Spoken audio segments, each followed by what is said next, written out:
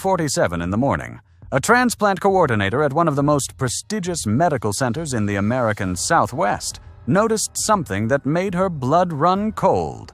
A liver allocation that should have taken weeks to process had been approved in less than 6 hours. The recipient was not on any official waiting list. The organ had no traceable donor file, and the surgeon who authorized the transfer was the chief of surgery himself. Within hours, that phone call triggered one of the most disturbing federal investigations in modern American history.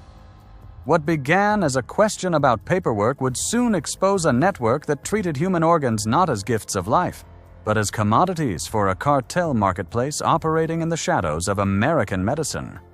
This is the story of how federal agents dismantled an operation that exploited the most vulnerable, corrupted one of the most trusted professions, and revealed that the line between healing and harvesting can disappear when greed meets opportunity. The investigation that would eventually bring down a celebrated surgeon did not begin in a hospital. It began in a morgue, nearly 2,000 miles from where the crimes were committed. Medical examiners in a border state had been noticing a troubling pattern for months. Bodies recovered from remote desert locations, many of them migrants who had perished during crossing attempts, were arriving with unexplained surgical incisions, clean cuts, professional work, and in several cases, missing organs. At first, investigators assumed these were isolated incidents, perhaps the work of a disturbed individual or an inexperienced medical student with access to cadavers. But when federal analysts began cross-referencing the cases, a disturbing picture emerged. The victims shared common characteristics. Many were young, most were healthy before their deaths, and none had families in the United States who would ask questions or demand investigations. The missing organs followed a pattern as well. Kidneys were the most common. Livers appeared frequently. In some cases, corneas and cardiac tissue had been removed with surgical precision that suggested not just medical training, but expertise at the highest levels. Someone with operating room experience was involved, someone who knew exactly what they were doing. Federal agents from the Department of Homeland Security began coordinating with the Federal Bureau of Investigation's Organized Crime Division. Intelligence analysts started mapping the data, looking for connections between the recovered bodies, the timing of the deaths, and any unusual activity in the medical transplant system. What they found was a trail that led directly to a hospital that had won national awards for patient care, and to a surgeon whose reputation was beyond reproach. Dr. Marcus Whitfield had spent 23 years building one of the most impressive careers in American medicine. Board certified in general surgery with additional specializations in transplant procedures, he had performed more than 4,000 successful operations. His patients included senators, corporate executives, and foreign dignitaries who flew to the United States specifically to be treated by him. Medical journals published his research. Universities invited him to lecture. Colleagues described him as a visionary, a man who saw transplant medicine not just as a specialty, but as a calling.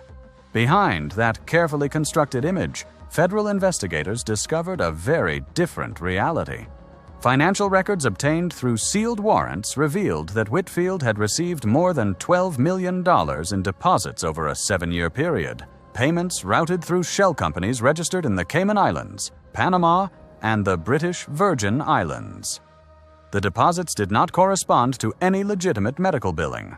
They arrived in irregular amounts at irregular intervals, following a pattern that forensic accountants recognized immediately. This was how cartel organizations paid their assets. The connection to organized crime became clearer when investigators began examining who was receiving the organs that Whitfield procured outside official channels. Several recipients were identified as high-ranking members of transnational criminal organizations, individuals who could not enter the United States legally, could not appear on any official waiting list, and could not wait years for a matching donor to become available. For them, the black market offered a solution, and Whitfield, with his access to operating rooms, medical equipment, and a network of complicit staff, became their supplier. The operation worked with corporate efficiency. Cartel scouts identified potential donors among vulnerable populations, primarily undocumented migrants making dangerous crossings through remote desert corridors. When individuals died during these crossings or were close to death when found, they were transported to hidden facilities where surgical teams extracted viable organs. In some cases, according to court documents that remain partially sealed, the extractions occurred while victims were still alive. The organs were then packaged using legitimate medical transport protocols, labeled with fabricated documentation, and shipped to facilities where Whitfield or members of his network performed the transplant surgeries. Payments flowed in both directions. Cartel organizations paid for access to the organs. Wealthy recipients paid premium prices for operations that bypassed waiting lists that could take years, and intermediaries at every level took their share. What made this operation particularly devastating was how it exploited the desperation that exists at both ends of the transplant system. In the United States, more than 100,000 people are currently waiting for organ transplants. 17 of them die every day because matching organs are not available in time. That desperation creates demand, and where there is demand, criminal organizations see opportunity. On the supply side, the exploitation was equally systematic. Migrants crossing the border often travel with limited resources, no legal protections, and no one who will report them missing. They exist in a shadow world where disappearance is common and investigation is rare. For predatory networks, they represent what one federal analyst described as an invisible population, people whose lives and deaths generate no paperwork, no inquiries, and no accountability. The tactical operation that brought Whitfield into custody was months in the making. Federal agents knew that any premature action could compromise the investigation, allowing co-conspirators to destroy evidence, flee jurisdiction, or silence witnesses. So they waited, building their case layer by layer, while monitoring every digital communication, every financial transaction, and every suspicious movement around the hospital.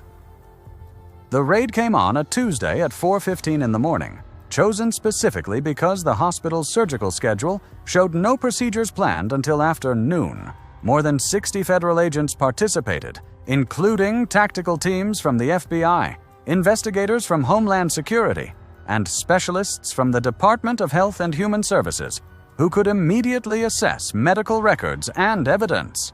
When agents breached the doors of Whitfield's private residence, located in an exclusive gated community less than 20 minutes from the hospital, they found him awake, sitting in his study with a cup of coffee.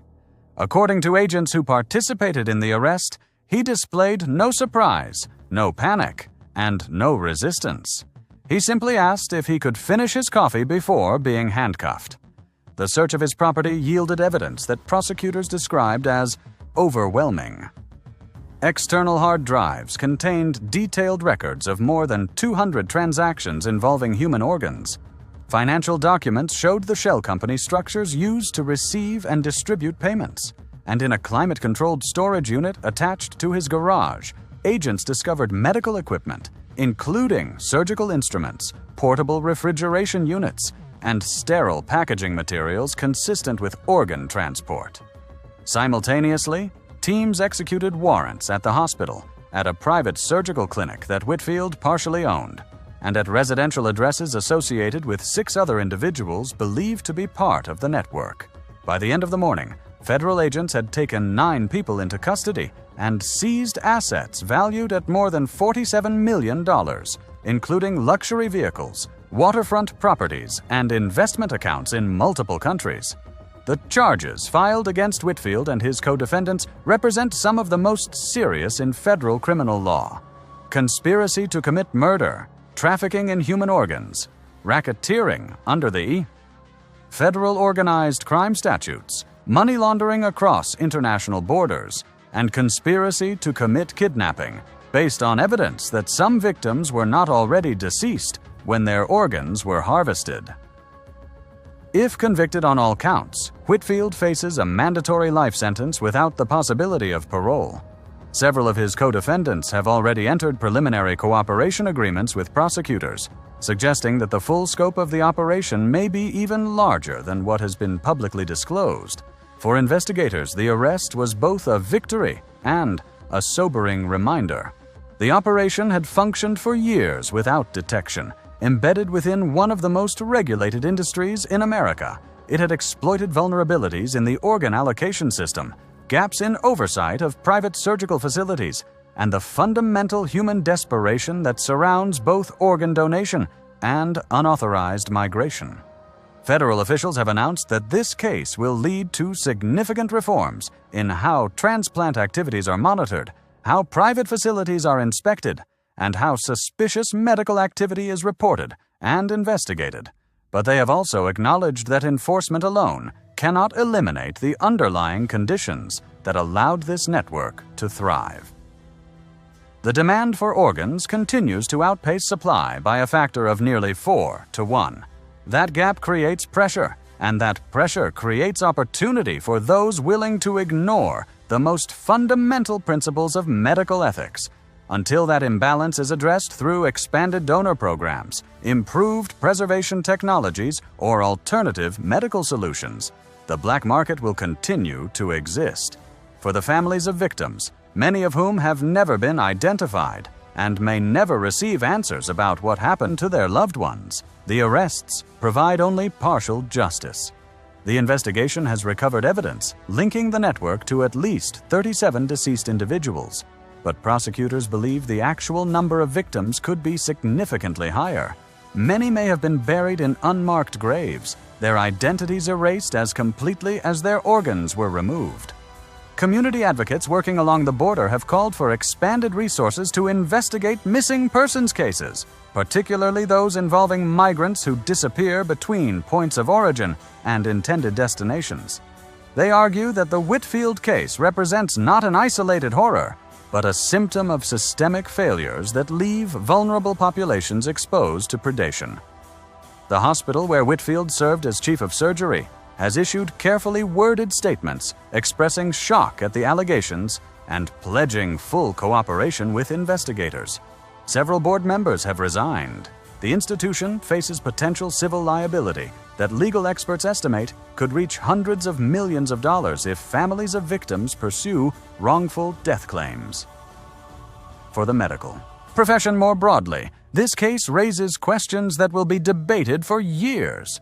How did a surgeon with this level of involvement in criminal activity maintain his position and reputation for so long? Were there warning signs that colleagues missed or ignored? And what safeguards can prevent future exploitation of the trust that patients place in their physicians? Federal prosecutors have emphasized that the overwhelming majority of medical professionals operate with integrity and genuine dedication to patient welfare. But they have also warned that criminal organizations increasingly target legitimate institutions precisely because of that trust. Hospitals, law firms, financial institutions, and other pillars of civil society become more valuable as cover operations exactly because people do not expect to find predators within them. This is the lesson that the Whitfield case delivers with devastating clarity. The most dangerous threats no longer arrive with obvious warning signs. They do not look like criminals. They do not behave like outlaws. They earn degrees, build reputations, receive awards, and work within systems that were designed to help people. And they exploit every vulnerability that trust creates. The investigation continues. Sealed indictments suggest that additional arrests may be forthcoming, potentially including individuals in other states and other countries who facilitated transport, documentation, or financial services for the network. International cooperation with law enforcement agencies in Mexico and Central America is ongoing, focused on identifying the cartel structures that served as buyers and the infrastructure that enabled organs to cross borders. For now, the operating room where Whitfield performed hundreds of legitimate surgeries sits empty, sealed as an evidence site until forensic teams complete their analysis. The hospital has suspended its transplant program pending review. And somewhere in the desert, investigators continue searching for remains that might finally give names to the nameless and answers to families who have waited too long already. This case began with a phone call about paperwork that did not add up. It ends with a fundamental question about how America protects its most vulnerable, oversees its most trusted, and ensures that the systems designed to save lives are never again weaponized to destroy them. The answer to that question will determine whether this operation becomes an isolated chapter in criminal history, or a warning that went unheeded until the next network found its way into the shadows of American medicine, waiting quietly, patiently, for the next opportunity to exploit the gap between what people need and what the system can provide. Un saludo, hermanos y hermanas, desde el monasterio de la luz de Nuestra Señora de Fátima.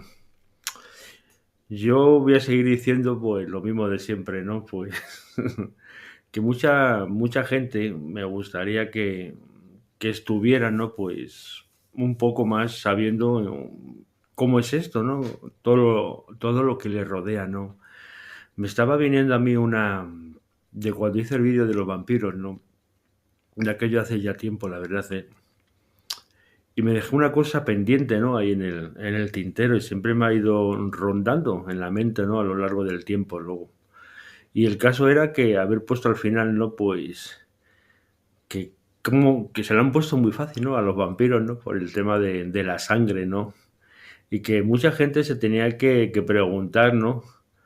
¿Quién está en los bancos de sangre, ¿no? De los diferentes hospitales a nivel, bueno, nacional, planetario, llamarlo como queráis, ¿no? Es algo que me quedé con eso. Yo quiero pensar muchas veces, ¿no? Que la gente, ¿no? Pues debiera de pensar, ¿no? Si no, no habríamos llegado donde hemos llegado, ¿no? Si la gente fuera inteligente, no pasaría muchas de las cosas que pasan, ¿no? Porque ya habríamos acabado con ellas, ¿no? Porque la gente en el momento que surge cualquier cosa, tú pones manos a la obra, lo solucionas para que no se vuelva a dar, pues se solventarían todos los problemas que tenemos, ¿no? Lo importante es tener, como siempre he dicho, líderes que se preocupen del pueblo, ¿no? Si tú tienes a gente que nunca se ha preocupado, como es el caso, ¿no? De todos estos 50 años aproximadamente, en los cuales, pues, nadie ha hecho nada absolutamente. Yo no veo que si hubieran hecho alguien algo, no habríamos llegado donde estamos. Es algo verdaderamente así, ¿no? Por eso creo que estamos en los tiempos en los cuales hay que empezar a cruzar datos, ¿no? A formar inteligencia, ¿no? Para poder, pues, desmantelar todo lo que han hecho, ¿no? Los satánicos a lo largo del tiempo, ¿no? Yo, como ya habéis visto en muchos vídeos, lo he puesto, ¿no? El tema del tráfico de órganos, ¿no? Antes siempre ha habido un poco más de picardía, ¿no? Para este tipo de situaciones, ¿no? Y cosas, ¿no?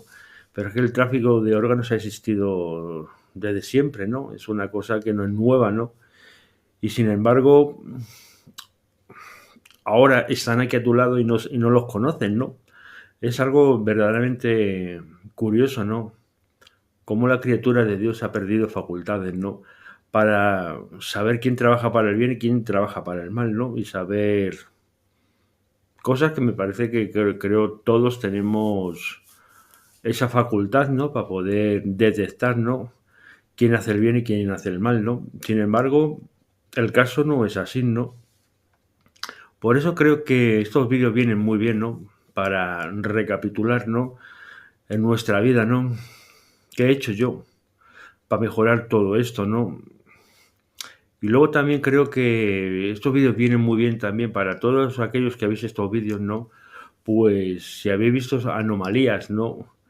En los hospitales, centros médicos, etcétera, etcétera, donde os hayáis movido, pues hay medios, ¿no? Para anónimos, ¿no? Para hacer llegar a los cuerpos de seguridad del Estado, pues vuestra denuncia, ¿no? Si no queréis que bueno, las represalias, ¿no? Que siempre existen en todo este tipo de situaciones, ¿no? Porque luego siempre ya sabemos cómo funciona esto, ¿no? Eso es algo que tiene que cambiar, evidentemente, para traer el reino de Dios a la tierra. tiene que cambiar muchas cosas, ¿no? Por eso estoy en esta temporada, estoy haciendo mucho hincapié en este tipo de vídeos, ¿no? Porque todo esto es real, esto existe. Ya he dicho yo el tema de las desapariciones que existen en todos los países, el tema de las tratas de humanos a lo largo del tiempo es algo que ha estado ahí. El que no lo veáis no quiere decir que no exista. Es una cosa que me parece no sé, de mentes muy retrógradas y mucha ignorancia, ¿no? No estamos precisamente para eso, estamos como observadores, ¿no? Para traer aquí el reino de Dios y hacer del planeta un lugar mucho mejor de lo que es, de lo que ha sido siempre a lo largo de la historia. Creo que todos los que leáis la historia, pues ahí está, llena de terror y de oscuridad y de miedo, ¿no? Por lo tanto, os dejo con la meditación, ¿no? Para que penséis en todo ello, ¿no? ¿Y qué puedo hacer yo, no? Y lo suyo sería, bueno, supongo que habrá, no estoy muy informado, ¿no? De cómo se pueden llegar a hacer llegar, ¿no? A los medios de cuerpos de seguridad del Estado, ¿no? Pues algo que tú has visto, ¿no? Que es una anomalía, ¿no? Que no tenía por qué ser, ¿no? Para que, bueno, que sea totalmente anónima, ¿no? Y se pueda investigar, ¿no? Y sacar a la luz, pues, cosas que sabemos que pasan, ¿no? Como es el caso este, ¿no? Las cosas que pasan, pero bueno, esto no va a salir en los medios de comunicación, ni en los medios de prensa, ni artículos de investigación. Ya sabéis que los artículos de investigación, como eran antes, como han sido en grandes periódicos, pues creo que eso no interesa, ¿no? Y es la pregunta que creo que os tenéis que hacer todos, ¿no? ¿Por qué la labor de periodista de investigación, pues, es tan arriesgada, ¿no? Sería eso, ¿no? Y no es otro motivo que de todas estas cosas, de todo esto que pasa a lo largo del tiempo, ¿no? Esto, el mejor ejemplo que hay para todo esto es las películas que han hecho a lo largo del tiempo, ¿no? Que han hablado de muchas de estas cosas. Pero la gente se piensa bueno, que es una película, ¿no? Pero es que todo eso está basado en hechos reales. Y es lo que la gente tiene que entender y comprender. Porque para traer un nuevo sistema, lo primero que hay que desmantelar todo este sistema y hacer todo nuevo y nuevas normas, nuevos criterios y un montón de cosas para que las cosas funcionen y sean como tienen que ser. Por lo tanto, aquí me quedo. Un saludo, hermanos, del monasterio de la Luz de Nuestra Señora de Fátima.